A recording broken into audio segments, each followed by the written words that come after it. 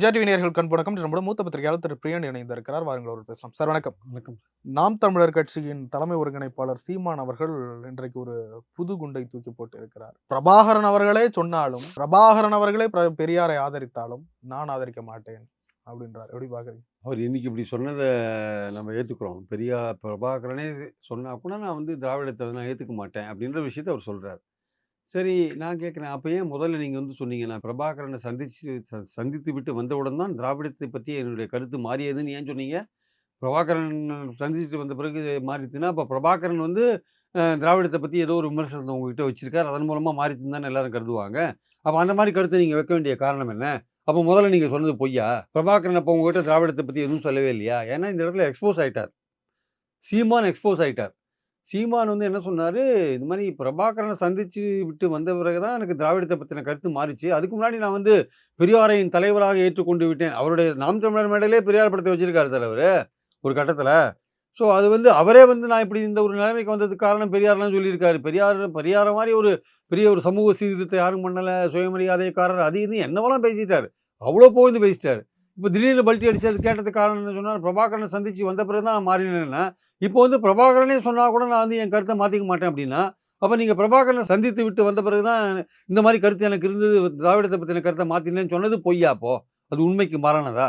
அப்போ ஏன் பிரபாகரன் பேரை ஏன் பயன்படுத்தினீங்க நீங்கள்? என்ன காரணத்தினால பிரபாகரன் பேரை ஏன் பயன்படுத்தினீங்க? இன்றைக்கி என்ன ஆச்சுன்னா, நீங்கள் அது மாதிரி சொன்னதுக்கு பிறகு என்ன ஆச்சுன்னா, பிரபாகரனோட ரொம்ப க்ளோஸாக இருந்த பழ நெடுமாறன், கொளத்தூர் மணி போன்றவர்கள், அல்லது இவங்க போன்றவர்கள், நம்ம ஃபாதர் ஜெகத் கஸ்பர் போன்றவர்கள், அப்புறம் இவங்க நிறைய பேர் கே.எஸ். ராதாகிருஷ்ணன் வழக்கறிஞர் போன்றவர்கள்லாம் அவர் கூட நெருங்கி பழகினதுனால அவங்க சொன்ன விஷயம் என்னென்னா, பிரபாகரன் திராவிடத்தை பற்றி எந்த விதமான ஒரு கமெண்ட்டும் பண்ணது கிடையாது. இங்கே இருக்கிற அரசியல்வாதிகளை பற்றி எந்த விதமான கமெண்ட்டும் பண்ணது கிடையாது. உங்கள் கூட நான் போன வாட்டி சொன்ன மாதிரி நானே பிரபாகரன் இன்டர்வியூ பண்ணும்போது அவர் கடைசியாக சொன்ன விஷயம் என்னென்னா, இங்கே இருக்கிற அரசியலோடு எங்களை தொடர்பு படுத்தாதீர்கள் தான் அவர் பேசினார். ஆக்சுவலாக எங்கே இருக்கிற எல்லோரோட ஆதரவும் வேணும் எங்களுக்கு, அதனால் இங்கே இருக்கிற அரசியலோடு தொடர்பு படுத்தாதீர்கள் தான் அவர் பிரபாகரன் எனக்கு கொடுத்த இன்டர்வியூவில் 86ல் சொன்னார். அதனால் இங்கே இருக்கிற அரசியலை பற்றி பிரபாகரன் என்றைக்குமே கவலைப்பட்டதில்லை. அதனால தான் சீமான் சொன்னது பொய், திராவிடத்தை பற்றி நிச்சயமாக பிரபாகரன் பேசியிருக்க மாட்டார்னு இவ்வளவு எதிர்வினைகள் வந்த பிறகு இப்போ திடீர்னு என்ன பண்ணுறாரு, பிரபாகரனே மாற்றினா கூட நான் என் கருத்தை மாற்றிக்க மாட்டேன் அப்படின்னு சொல்கிறதுக்கு காரணம் இது அரசியலில் இந்த மாதிரியான ஒரு செயல்பாடுகள் இருக்குல்ல சீமான் செய்கிறது, இது ஒரு நியாயமான ஒரு செயல்பாடு கிடையாது, ஏற்றுக்கொள்ளக்கூடிய ஒரு விஷயம் கிடையாது. அது இந்த மாதிரியான ஒரு செயல்பாடுகளை அவர் கையாண்டா அவர் மேலே இருக்கிற நம்பிக்கை முழுசாக அவர்கிட்ட மிச்சம் மீதி இருக்கிற இளைஞர்களுக்கும் போயிடுன்றதான் என்னுடைய கருத்து. ஆக்சுவலாக ஏன் இந்த கட்டத்துக்கு வந்துட்டார் இவ்வளவு தீவிரமா பெரியார் அவர்களை எதிர்த்து? அதற்காக பிரபாகரன் அவர்கள் ஒரு கருத்து சொன்னாலுமே நான் அதை மறுத்து தான் பேசுவேன் அப்படின்னு சொல்ற அளவுக்கு ஏன் சீமான் வந்துட்டாரு? நாளைக்கு பிரபாகரனையே மறுத்து பேசுவார். பிரபாகரனை இப்ப தலைவராக ஏத்துட்டு இருக்காருல்ல, அவர் தான் தேசிய தலைவர் சொல்றாருல்ல. நாளைக்கு பிரபாகரனே இல்லைங்க, எனக்கு பிரபாகரனே பிடிக்காதுங்க, எனக்கு நான் தெரியாதனமா பிரபாகரனை ஆதரிச்சிட்டேன், நான் பிரபாகரனை பற்றின என்னோட கருத்தை மாற்றிக்கிறேங்க. ஏன்னா பிரபாகரன் சிறீ சபாரத்னத்தை கொன்னார், பத்மநாபாவை கொன்னார், அமரலிங்கத்தை கொன்னார், பல்வேறு தமிழர் தலைவர்களை கொன்னார். இந்த மாதிரியான ஒரு செயல்பாடுகளில் ஈடுபட்ட பிரபாகரனை எனக்கு பிடிக்காதுங்க. என்னதான் ஒரு பெரிய போராளியாக இருந்தால் கூட அவர் இந்த மாதிரிலாம் பல விஷயங்கள் பண்ணியிருக்காரு, அதனால எனக்கு அவர் பிடிக்காதுங்க, அதனால என்னோட முதல் கருத்தை மாற்றிக்கிறேங்க, இனிமேல் எனக்கு தேசிய தலைவர் பிரபாகரன் கிடையாதுங்கன்னு இன்னும் ஒரு வருஷம் கழிச்சு அவர் சொன்னார்னா, சொல்ல மாட்டார்னு நிச்சயம். இது மாதிரிலாம் மாற்றிக்கிறவர் எப்படிங்க? பிரபாகரனே சொன்னால் கூட பிரபாகரன் உங்ககிட்ட சொல்லலை திராவிடத்தை பற்றி, அதனால் இப்போ நீங்கள் இப்படி வரீங்க. ஏன்னா இவ்வளோ தூரம் உங்களுக்கு எதிர்வினை வந்த பிறகு உங்களால் வேறு வழியில் தப்பிக்க முடியல, இப்போ இப்படி வரீங்க. இப்போ நாளைக்கு பிரபாகரனை பற்றி நீங்கள் கருத்தை மாற்றிக்க மாட்டீங்கன்றது என்ன நிச்சயம்? ஏன் மாற்ற மாட்டீங்க அப்படின்னு சொல்ல முடியாதா நம்மளால்? மாற்றிப்பீங்க. ஏன்னா உங்களுடைய ட்ராக் ரெக்கார்டு பார்க்கும்போது விஜயை பற்றி என்ன சொன்னீங்க? விஜயின் தம்பி ஆகா ஓகோன்னு பாசத்தை பொழிஞ்சிங்க. கடைசியில் என்ன நடு ரோட்டில் என்ன லாரியில் அடிபட்டு சாவீங்க நீங்கள். அது மட்டுமா சொன்னீங்க? தம்பியாக இருந்தாலும் எதிரி தான் அப்படின்னு சொன்னீங்கல்ல. அது மாதிரி கருத்தெல்லாம் மாற்றிக்கிறீங்கல்ல, எல்லாம் பல விதங்களில் பல நேரத்தில் கருத்தை மாற்றிக்கிறீங்க. நாளைக்கு பிரபாகரனை பற்றி உங்கள் கருத்தை மாற்றிக்க மாட்டீங்க. நீங்கள் ஏதோ ஒரு பக்கத்தில் வேற ஒரு பக்கம் வலதுசாரி அரசியல் பக்கம் போனீங்கன்னா என்ன பண்ணி போயிட்டீங்க வச்சுக்கோங்க. அப்போ பிரபாகரனோட கருத்தை மாற்றிப்பீங்களா? இப்போவே நீங்கள் பெரியாரை பற்றி விமர்சனம் பண்ணும்போதே நீங்கள் வலதுசாரி பக்கம் போயிட்டீங்கன்னா உங்கள் ஒருங்கிணைப்பாளர் குற்றம் சாட்டிட்டு பதவி விட்டு வெளில போயிட்டார் அவர்.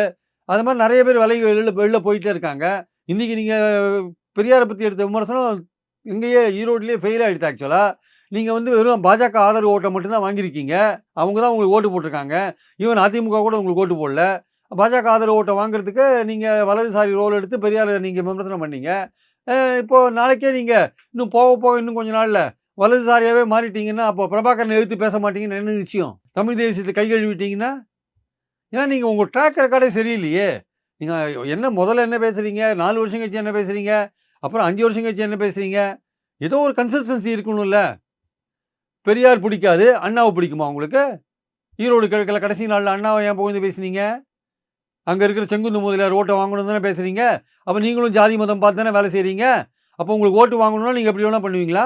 அதனால் சீமானுடைய கன்சிஸ்டன்சி இருக்குல்ல, அவருடைய கொள்கை நிலைப்பாடு, அது ஒரு பெரிய கேள்விக்குறிக்கு உள்ளாயிருக்கு. அதாவது பெரியாரை ஏற்றுக்கிறவங்களாம் தம்பிகள்லாம் அவரோட தம்பிகள்லாம் கடந்து போகலாம், வெளியில் போகலான்னு சொல்கிறாரு அவர். அதாவது ஏற்கனவே பல பேர் உங்களுடைய ஸ்டைல் ஆஃப் ஃபங்க்ஷனிங் பார்த்து வெளில போயிட்டுருக்காங்க. உங்களுக்கு விழுந்த 8% பாதி வந்து கிட்டத்தட்ட விஜய் ரசிகர்கள் போட்ட ஓட்டு தான். அதுவும் வரப்போகிற காலத்தில் உங்களுக்கு கிடைக்குமா கிடைக்காதா தெரியாது. அப்போது நீங்கள் இந்த மாதிரிலாம் சவுண்டு கொடுத்துருந்தீங்கன்னா மிச்சம் மீதி இருக்கிற தம்பிகளும் உங்களை விட்டு போயிடுவாங்க. நீங்கள் ஒரு தமிழ் தேசியன்னு ஒரு ஐடியாலஜி எடுத்தீங்க, சரி உங்கள் நம்பிக்கை எது நீங்கள் எடுத்தீங்க, பிரபாகரனை தலைவராக வச்சுருந்தீங்க, இங்கே இருக்கிற திமுக அரசை விமர்சிக்கிறீங்க, அந்த அரசியல் நீங்கள் பண்ணினீங்கனாலே போகிறோம். நீங்கள் கூட்டணியை வச்சுக்க மாட்டேன்னு சொல்கிறீங்க. ஏதோ ஒரு ஒரு ஒரு ப்ரெஷர் குரூப்பாக நீங்கள் தமிழ்நாட்டில் இருந்துகிட்ருக்கீங்க, இருங்க பரவாயில்ல. ஆனால் நீங்கள் இந்த மாதிரிலாம் உங்கள் ஸ்டாண்ட் அடிக்கடி மாற்றினே இருந்தீங்கன்னா உங்களை பற்றி பல்வேறு விமர்சனங்கள் வந்துகிட்டே இருக்குல்ல. அப்போ உங்களை பற்றின நிலைத்தன்மை இருக்குல்ல, உங்கள் இன்டெகிரிட்டி, உங்கள் நம்பகத்தன்மை கேள்விக்குரியாதுல்ல. அதையே மிஸ் பண்ணுறீங்க நீங்கள். அதனால் நீங்கள் ரொம்ப கேர்ஃபுல்லாக உங்கள் வார்த்தைகளை விட வேண்டிய அவசியம் இருக்குது. நான் எப்படி வேணால் பேசுவேன், தெரிஞ்சு பேசுவேன், எப்படி வேணால் பேசுவேன், எனக்கு சௌகரியத்துக்கு ஏற்றபடி பேசுவேன் அப்படின்னு நீங்கள் போனீங்கன்னா உங்கள் நம்பகத்தன்மை கேள்விக்குறியாகும். நீங்க அரசியல்ல பின்னடைவை சந்திப்பீர்கள். நான் ஈரோடு கிழக்கு தொகுதி இடைத்தேர்தல்ல சீமான் அவர்களுடைய நாம் தமிழர் கட்சியினுடைய முடிவை எப்படி பாக்குறேன்? இது எதிர்பார்த்த ஒரு விஷயம் தான்.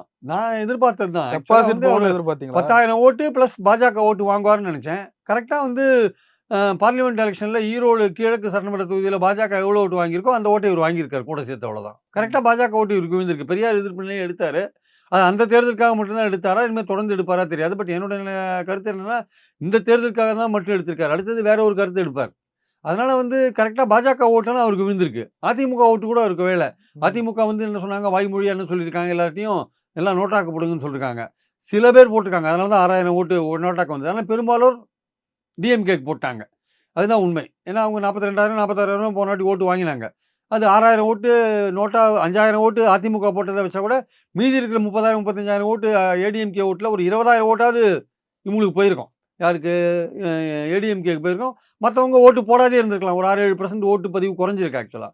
ஸோ அதனால் வந்து சீமானுக்கு விழுந்த ஓட்டுகள் முழுக்க அவருடைய தமிழ் தேசியம் ஓட்டு ப்ளஸ் பாஜக ஓட்டு. டெபாசிட் வாங்க மாட்டாருன்னு எதிர்பார்த்தீங்களா நீங்க? கண்டிப்பாக வந்து திமுகவுடைய நோக்கம் அப்படிதான் இருந்தது. திமுக வந்து அவருக்கு எதிர்வினையும் ஆற்றாத இருந்தாங்க பெரியார் விஷயத்தில். அங்கே லோக்கலில் இருக்கிற முத்துசாமி எதிர்வினையும் ஆற்றாத இருந்தார். நீ பெரியாரை பற்றி என்னோட பேசிட்டு போன்ட்டு. திமுகவுடைய நோக்கம் என்னவா இருந்ததுன்னா, இதுக்கெல்லாம் எலெக்ஷன் மூலமாக தான் பதில் சொல்லணும், இவரை டெபாசிட் இழக்க வைக்கிறதன் மூலமாகத்தான் இவருக்கு பதில் சொல்லணும்னு அவங்க நினைச்சு வேலை செஞ்சாங்க. அது மாதிரி இவருக்கு டெபாசிட் இழக்க வச்சுட்டாங்க. திமுக பெருசா வேலை செஞ்சுதா? திமுக பெருசா வேலை செய்யல சார். அவங்க ரொம்ப லோ ப்ரொஃபைல்ல ரொம்ப அடக்கமாக தான் வேலை செஞ்சாங்க. ஆனால் கடைசி 3 நாளில் அவங்க வந்து பணம் கொடுத்ததாக ஒரு தகவல் இருக்கு. நான் அதெல்லாம் இல்லைன்னு நம்ம மறுக்கலாம் முடியாது. ஆனால் போன அளவு கொடுக்காத ஒரு செலக்டட் பேக்கெட்ஸில் கொடுத்துருக்காங்கன்னு சொல்கிறாங்க. அது எவ்வளோ தூரம் அது ஒர்க் பண்ணிட்டு தெரியாது. ஆனால் கொடுத்துருக்காங்க. அதே சமயம் வந்து கொடுக்காதே இருந்திருக்காங்க சில ஏரியாக்களில். ரொம்ப குறைந்த அளவு சீமான் போன மாதிரி தெருத்துருவாலாம் போகாமல் வீடு வீடாக போய் ஓட்டு கேட்டிருக்காங்க. ஏடிஎம்கே ஆட்கள் எல்லாம் அரவணைச்சிட்டு போயிட்டு ஓட்டு கேட்டிருக்காங்க. ஸோ அதனால் வந்து அவங்கள பொறுத்த மட்டும் அவங்க வந்து பணமும் கொடுத்தாங்க கடைசி கட்டத்தில்ன்றது ஒரு விஷயம் இருக்குது. இருந்தாலுமே வந்து நம்ம இந்த வழக்கமாக நடக்கிற இடைத்தேர்தலில் நம்ம பார்க்குற அந்த ஆரவாரம், அந்த வெளிப்படையாக பண டிஸ்ட்ரிபியூஷன் இதெல்லாம் இருக்குல்ல, போன வாட்டி நடந்த பட்டி ஃபார்முலா, அந்த மாதிரிலாம் எதுவுமே அங்கே நடந்த மாதிரி தெரியல ஆக்சுவலாக வந்து. ஸோ அவங்க எதிர்பார்த்த மாதிரியே சீமானுக்கு வந்து டெபாசிட் இறக்க வச்சுட்டாங்க. அவ்வளோ. சீமான் கொஞ்சம் கொஞ்சமாக ஓட்டு பர்சன்டேஜில் கொஞ்சம் வளர்ச்சியை சந்திக்கிறாரு. ஆனால் அது வெற்றிக்கு கை கொடுக்குமா? நாளுக்கு நாள் பெரிய வெற்றிக்கு அவருக்கான வெற்றி சாத்தியமே இல்லை சார். இனிமேல் விஜய் வந்து களத்தில் வந்து அரசியலில் எத்தனை ஆண்டுகள் எடுத்தாலும் இனிமே இவருக்கான வெற்றி இனிமே அவர் பின்னோக்கி தான் போவார். சில அரசியல் நிபுணர்கள் சொல்கிற மாதிரி அந்த ஜாதி ஓட்டு விழும், இந்த ஜாதி ஓட்டு விழுங்கலாம் வந்து எனக்கு நம்பிக்கை இல்லை. நான் அரசியலாக தான் பார்க்குறேன். அவர் அரசியல் ரீதியாக அவர் கன்சிஸ்டன்சி இல்லை அவர்கிட்ட. ஆக்சுவலாக வந்து அந்த கன்சிஸ்டன்சி அவர்கிட்ட இல்லாத போது மக்கள் அவரை நம்பி ஓட்டு போட மாட்டாங்க. ஆக்சுவலாக கூட்டணி ஒரு வேளை வைத்து விட்டால் அவர் கூட்டணி வைக்கலாம். அவர் யாரோட கூட்டணி வைப்பார்? பாஜகவையும் எதிர்க்கிறாரு, அதிமுகவையும் எதிர்க்கிறாரு, ஜெயலலிதாவையும் எதிர்க்கிறாரு, எல்லாரையும் எதிர்க்கிறாரு. என்ன பேசினார்? எவ்வளோ கேவலமாக ஜெயலலிதாவை பற்றி பேசினார். அருவருப்பாக பேசினாரா இல்லையா ஜெயலலிதாவை பற்றி? அது மாதிரிலாம் பேசுகிறார். எப்படி அதிமுக அவரோட கூட்டணி வைப்பாங்க? அதே மாதிரி மத்திய அரசு கடுமையாக எதிர்க்கிறார். ஆனால் எதிர்த்தா கூட இவருடைய ஃபங்க்ஷனிங்கில், இவர் கட்சி நடத்துகிற ஃபங்க்ஷனிங்கில் நிறைய பேருக்கு அவர் மேலே ஒரு அதிருப்தி இருக்குது. கட்சிக்காரங்களுக்கு ஒரு அதிருப்தி இருக்குது. அதனால தான் பல மாவட்டங்கள் அவரை விட்டு பிரிஞ்சு போயிட்டாங்க. இன்னைக்கு ஈரோடு ஈஸ்ட்டில் பல வாக்குச்சாவடிகளில் அவருடைய ஏஜென்ட்டே இல்லையே, ஏஜென்ட்டே கிடையாது. கேட்டால் சீமானுக்காக தான் ஓட்டு போடுறாங்க அப்படின்றாங்க.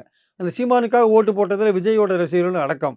அவர்களை மைனஸ் பண்ணிட்டீங்கன்னா அவருடைய ஓட்டு 4% குறைஞ்சிரும். தெரிஞ்சுதான் சீமான் அப்படிலாம் பண்றாரா? இப்படி இந்த ஒரு ரிசல்ட்டை அவர் எதிர்பார்க்கிறாரா? அல்லது அவர் வியூகம் மாறி போதா? இல்லை, அவருக்கு என்ன செய்யறதுன்னு தெரியல. அதுதான் அவர் குழப்பத்தில் இருக்காருன்னு தான் என்னுடைய கருத்து. அதாவது ஒரு தமிழ் ஐடியா நேஷனலிசம் ஒரு ஸ்ட்ராட்டஜி எடுத்தாரு. அந்த தமிழ் நேஷனலிசம் வந்து எதிர்பார்த்த அளவுக்கு பெரிய ஆதரவு இருக்கு. எடுத்த உடனே பெரிய ஒரு பூம், ஒரு பெரிய வளர்ச்சியை திடீர்னு கொடுக்காது. அது ஸ்டெப் பை ஸ்டெப்பாக வளருது. ஸ்டெப் பை ஸ்டெப்பாக வளரும்போது அந்த அளவுக்கு பொறுமையோட அந்த தொண்டர்கள் காத்து கொண்டு இருக்க மாட்டார்கள். அதுக்கு நடுவில் அவங்க அதிருப்தியாக இருக்கும்பொழுது இவர் நடந்துக்கிற விதம் இருக்குல்ல, கட்சி நடத்துகிற விதம், அதுவும் ஒரு அதிருப்தியை தோற்றுவிக்குது. இந்த இடத்துல தான் விஜய் கட்சி ஆரம்பிக்கிறாரு. எல்லாம் சேர்ந்து என்ன ஆகுது, கட்சியிலேருந்து ஆட்கள் வெளியில போறாங்க. ஸோ இவர் வந்து ஒரு குழப்பத்தில் உள்ளாராரு. குழப்பத்தில் உள்ளாகும்போது இந்த மாதிரி பெரியார் போன்ற விஷயங்களை கையில் எடுக்கிறார். ஸோ ஒரு ஒரு டைரக்ஷன்லெஸ்ஸாக இருக்கார். ஒரு ஒரு ஒரு ப ஒரு ஒரு ஒரு ஒரு குறிக்கோள் வந்து சிதைந்து போற லெவல்ல போயிட்டு இருக்காரு ஆக்சுவலா. இனிமே தமிழ் தேசியத்துக்கான வாய்ப்புகள் ரொம்ப ரொம்ப குறைவுங்க ஆக்சுவலா. ஏன்னா இப்ப இன்னொரு தமிழ் தேசியமும் திராவிடமும் இரு கண்கள்னு சொல்ற விஜய் வந்துட்டாருங்க. ஸோ கிட்டத்தட்ட வந்து இவருடைய ஓட்டெல்லாம் கொஞ்சம் அங்கே ஷிஃப்ட் ஆகிறதுக்கான வாய்ப்புகள் நிறைய இருக்கு. இல்ல தொடர்ந்து பெரியார் அவர் எதிர்த்து பேசுறாரு. என்ன மாறுபடுமா மக்களின் இல்ல, அவர் மனநிலை? இனிமே பெரியார கொஞ்ச நாள் கழிச்சு விட்டுருவார்ன்னு நினைக்கிறேன். இனிமே பொது தேர்தலும் போது அந்த விஷயத்த அவர் கையில எடுக்க மாட்டார். அது ஈரோடுன்னவே அந்த இடத்துல பாஜக ஓட்ட வாங்குறதுக்காக கையில எடுத்தார். பாஜக ஆதரவாளர்கள் இருக்காங்கல்ல, அவங்க ஓட்ட வாங்குறதுக்காக அவர் கையில எடுத்தார். அவங்க ஓட்ட வாங்கியுமே அவர் டெபாசிட் வாங்கல ஆக்சுவலா வந்து. ஆனா இனிமே அவர் கையில் எடுப்பாரா சொல்ல முடியாது. ஏன்னா வந்து பெரியார் தொட்டதுனால அவர் வந்து அவருக்கு ஒன்றும் பெரிய அங்கே ஓட்டு கிடைக்கல. அவரு டெபாசிட் இழந்தார். இனிமே அவர் பெரியார் எடுக்க மாட்டார். இன்னும் கொஞ்ச நாள் இன்னும் ஒரு 4, 10 நாள் கூட பேசுவார்னு வச்சுக்கோங்க. அதுக்கப்புறம் அவர் பெரியார் தொடமாட்டார். நீங்க நம்புறீங்களா சீமான் அவர்களுக்கு பின்னாடி பாஜக இருக்கு? கண்டிப்பா இந்த எலக்ஷன பொறுத்த மட்டும் பாஜக ஓட்டு அவருக்கு விழுந்திருக்கு. பின்னாடி இருக்கு. இல்ல அவங்க இயக்குதுன்றாங்க, ஆர்எஸ்எஸ் இல்ல பின்னணின்றாங்க. அப்படிலாம் நான் வந்து நான் நேரடியா வந்து ஆர்எஸ்எஸ் அவர் பின்னாடி இருக்கு. அந்த மாரி விஷயங்களுக்கு நமக்கு இல்ல உங்களுக்கு ஒரு சந்தேகம் இருக்கான்னு கேக்குறேன். சந்தேகம் ஏன் வருதுன்னா, பாஜக ஓட்ட குறி வச்சு ஒரு பெரியார் விஷயத்த கையில எடுத்த உடனே பாஜக ஓட்ட குறி வைக்கிறார் தெரிஞ்சு போச்சு. பாஜக ஓட்டு இவருக்கு விழுந்திருக்குன்றத பார்க்கும்பொழுது, நம்ம அந்த மாரி பார்க்கும்பொழுது, அப்ப பாஜக பின்னாடி இருக்குமோன்ற சந்தேகம் இயல்பா எழுவதை வந்து தவிர்க்க முடியாது ஆக்சுவலா. உறுதியா அதுக்கு ஆதாரம் சொல்ல முடியாது. ஆனால் அடிப்படையான விஷயம் என்னன்னா, அவர் ஏதோ குருமூர்த்திய சந்திக்கிறாரு. அப்பப்போ வந்து பல பேரை சந்திக்கிறாரு. ரஜினிகாந்த சந்திச்சுட்டு வந்தாரு. இந்த மாரி பல விஷயங்கள் சொல்றாங்க. பட் இதெல்லாம் நான் முழுசா நம்புறதுக்கு ரெடியா இல்ல. ஆனால் அவருக்கு பெரியார பத்தி விமர்சனம் பண்றது கிட்டத்தட்ட பாஜகவுக்கு பிடித்த ஒரு விஷயமா இருக்கு. பாஜகவுக்கு பிடித்த விஷயத்த அவர் செய்யும்போது ஈரோடு ஈஸ்ட்ல பாஜக ஓட்டு அவருக்கு விழுது. அப்படி பார்க்கும்போது பாஜக ஓட்ட பெறுவதற்காக இந்த விஷயத்த கையில் எடுக்கும்போது, அவருக்கும் பாஜகவுக்கும் ஏதோ ஒரு தொடர்பு இருக்குமான்ற ஒரு சந்தேகம் எழுவதை தவிர்க்க முடியாது. வெளிப்படையா சில பேர் விவாதத்துக்கெல்லாம் கூப்பிட்டாங்க. நேருக்கு நேர் வாங்கன்னு ஒரு தொலைக்காட்சி அறிவிப்பே வெளியிட்டது. சீமான் வந்தால் நாங்கள் தயாராக இருக்கிறோம் விவாதம் வைக்கன்னு. சீமான் வரல. இல்ல, அது அவர் வராது. அவருடைய இஷ்டம். நம்மளுடைய பாயிண்ட் என்னன்னா வந்து, சில ஸ்ட்ராட்டஜி அவர் குழப்பத்துல இருக்காருன்னு தான் என்னுடைய கருத்து. சீமான் வந்து இல்ல தற்சமயத்துல குழப்பத்துல இருக்காரா? குழப்பத்தை ஏற்படுத்த முயற்சி செய்றாங்க. இல்ல குழப்பத்துல தான் இருக்காரு ஆக்சுவலா வந்து அவரு. ஏன்னா அவருடைய கட்சி வந்து நெறைய ஆட்கள் பிரிஞ்சு போயிட்டாங்க. அதனால வந்து அவர் குழப்பத்துல இருக்கார். அதே மாரி பார்த்தீங்கன்னா வந்து இந்த பெரியார் விஷயங்கள்ல வந்து அவரு எழுப்பின அந்த விஷயத்துல, அவர் பிரபாகரனுக்கும் அவருக்கும் உள்ள அந்த சந்திப்பு வந்து ரொம்ப எக்ஸ்போஸ் ஆயிட்டார் ஆக்சுவலா. அந்த ஃபோட்டோ வந்து போலியான ஃபோட்டோன்றது நிரூபிக்கப்பட்டு விட்டது.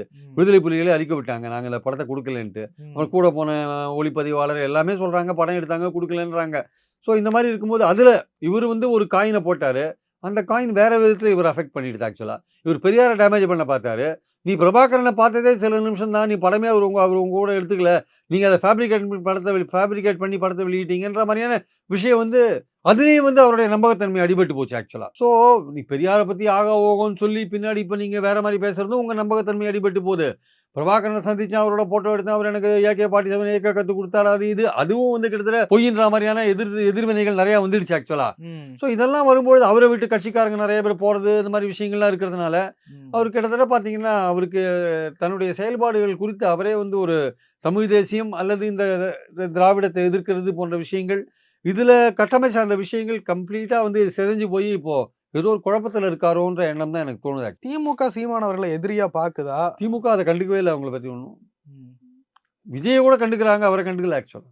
இல்ல ஒரு ஸ்ட்ராட்டஜி வச்சு வேலை பார்ப்பாங்க. அப்படிலாம் சீமான பத்தி அவங்க பெருசா ஃபோர்ஸாவே கண்டுக்கல. எடுக்கல. சீமான் பெரியார பத்தி சொன்னபோது எதிர்வினையே ஆற்றாதானே இருந்தாங்க திமுக. ஆனா விஜய பத்தி அவங்க கண்டுக்குறாங்க திமுக. விஜயோட செல்வாக்கு என்னன்னு தெரியாது.